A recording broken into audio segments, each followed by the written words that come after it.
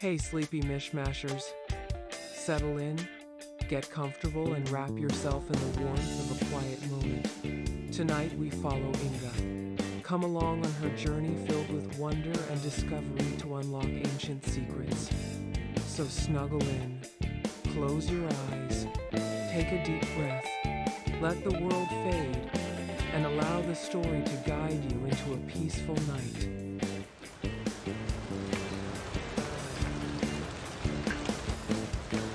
Part 1. The Forgotten Map.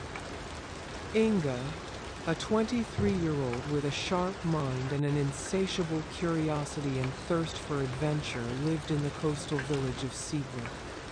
Her grandfather, Duncan, a retired sailor with a lifetime of stories, was her only family. Inga's grandfather often regaled her with tales of his voyages. She had always been fascinated by his tales of adventure, but one story stood out: the legend of the cursed island. Duncan would often start the tale with a twinkle in his eye, but his expression would darken as he reached the end, always stopping short of the conclusion. "Some secrets are best left buried," he would say, his voice heavy with regret. It always made Inga long for more, but she didn't want to push her grandfather too much. Days passed. It was a stormy evening.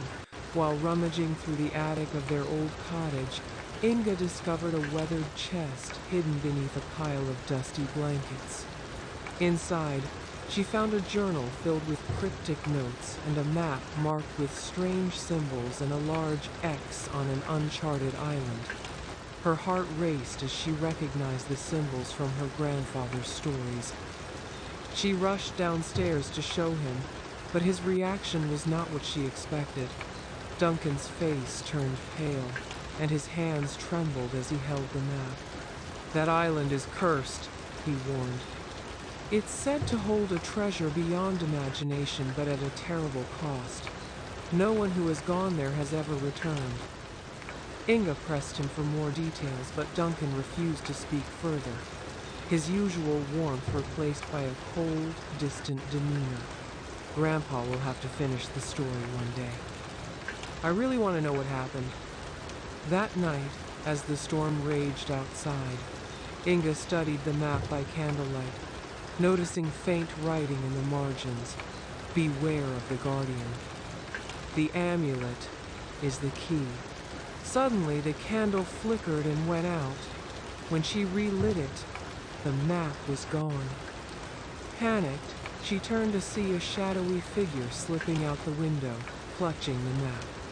Inga grabbed her coat and ran after them, but as she stepped into the storm, she realized she was not alone.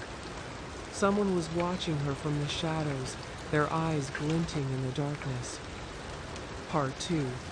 The Mysterious Stranger. Inga chased the figure through the rain-soaked streets, but it vanished into the night. The next morning, a stranger arrived in Seabrook, a tall, cloaked man with a scar running down his cheek. He looks rough and has a scraggly beard. He's smoking a pipe and smelled like a chimney. He introduced himself as Captain Rourke, a treasure hunter. Inga recognized him as the figure from the night before. Rourke claimed he had heard of her discovery and offered her a deal.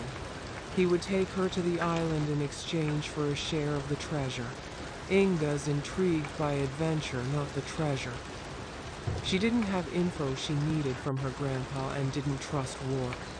But reluctantly, Inga agreed, knowing she couldn't make the journey alone. "I will watch him closely," she thought. It would take 3 days as they set sail on Rourke's ship, the Black Gull, to the island. It wasn't long before Inga noticed the crew's uneasy glances and whispered conversations. On night 2, she overheard Rourke speaking with his first mate. "Once we have the treasure," Rourke said, "we'll leave her behind.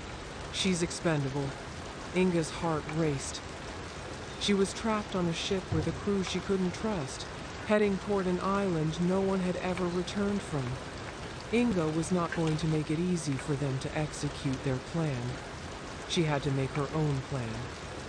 As the ship sailed into a thick fog, Inga heard a distant, haunting melody, a siren's song. The crew began to act strangely, their eyes glazed over. Inga tried to warn Rourke, but he was already under the siren's spell. The ship lurched violently, and Inga was thrown overboard.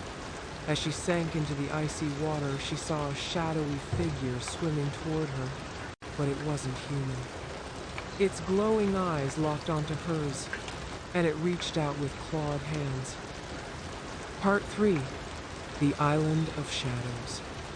Inga woke up on a sandy beach, coughing up seawater. The shadowy figure was gone, but the island loomed before her, a dark, foreboding place shrouded in mist. The air was thick with the scent of salt and decay, and the distant cries of unseen creatures echoed through the trees. She found Rourke and his crew nearby, also washed ashore. Rourke was furious, his scarred face twisted in anger. Maybe he's angry because he was under a siren's spell and doesn't remember how he got ashore, but he quickly regained his composure. His greed didn't let him be angry for long. "We're here now," he said, his voice low and calculating. "Might as well find that treasure." He checked his crew of 6. They were disheveled and wet, maybe even a bit disoriented, but they were all accounted for. As they ventured inland, strange things began to happen. Some of the crew's ears began to clog. 2 crew members got nosebleeds. Compasses spun wildly, and the trees whispered as if sharing secrets. Inga noticed strange carvings on the rocks, symbols that matched those on the map. She felt a pull, a magnetic attraction to the island's mysteries, and she couldn't help but think of her grandfather, Duncan. He had always encouraged her curiosity, teaching her to read the stars and navigate by the tides. "The sea holds more secrets than any man can know," he would say. Now, standing on this cursed island, Inga felt both exhilarated and terrified. The group split up to cover more ground, and Inga found herself alone in a clearing dominated by an ancient stone altar. The altar was covered in intricate carvings, depictions of a towering figure surrounded by waves of fire and water. At its center was a hollow slot, shaped like the amulet she had seen in her grandfather's journal. Inga's heart raced as she realized the island wasn't just hiding treasure, it was guarding something far more powerful. She theorized that the shadowy figure she had seen in the water might be the island's guardian, bound to protect whatever lay hidden here. But what could it be? A weapon? A source of unimaginable power? Or something darker? Before she could investigate further, Rourke appeared, his eyes gleaming with greed.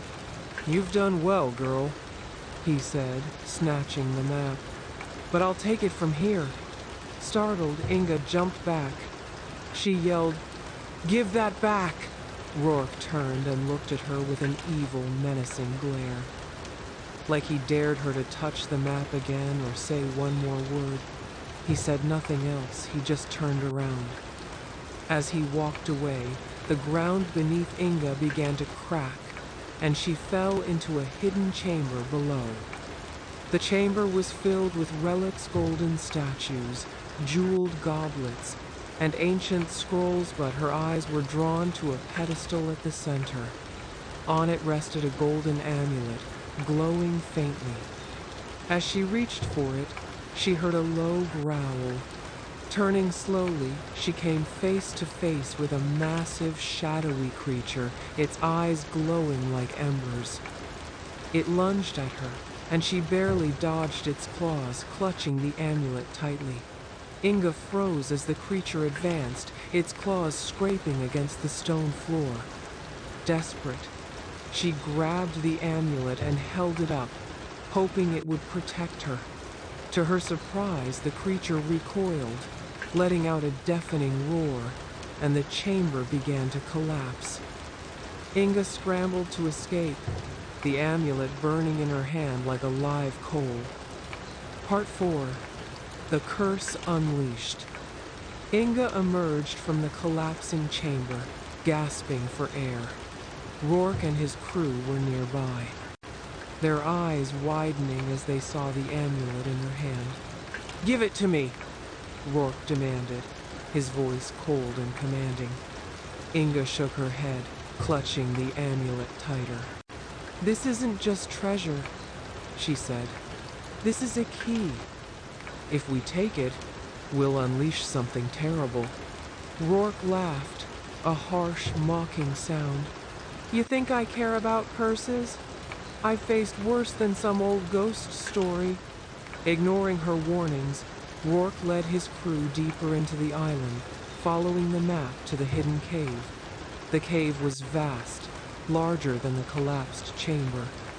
Its walls are lined with golden jewels, even more golden statues, even more jeweled goblets, and ancient scrolls, but Inga felt a growing sense of dread.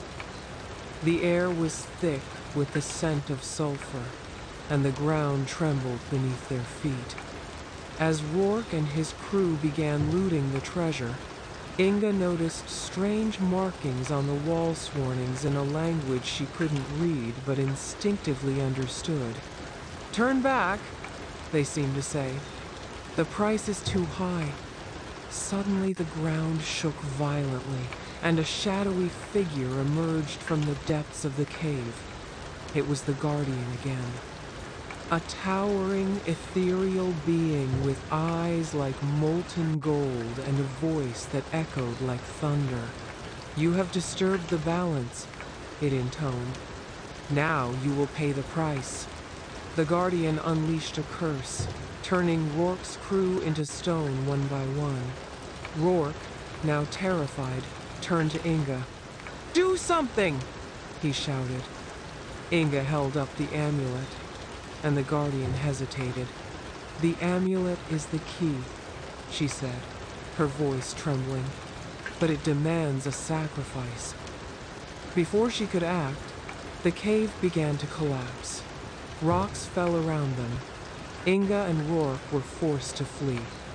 As they ran, Inga realized the amulet was glowing brighter, and the Guardian was following them, its form shifting and growing larger with every step. "We can't outrun it," Rourke panted. "We have to face it." Inga nodded, her mind racing. She knew what she had to do. That's all for tonight's chapters of Inga's journey. Will her path grow clearer, or will new adventures await? Come back, Nettie, for part 5 and find out. Until then, sleep well and dream big. Good night.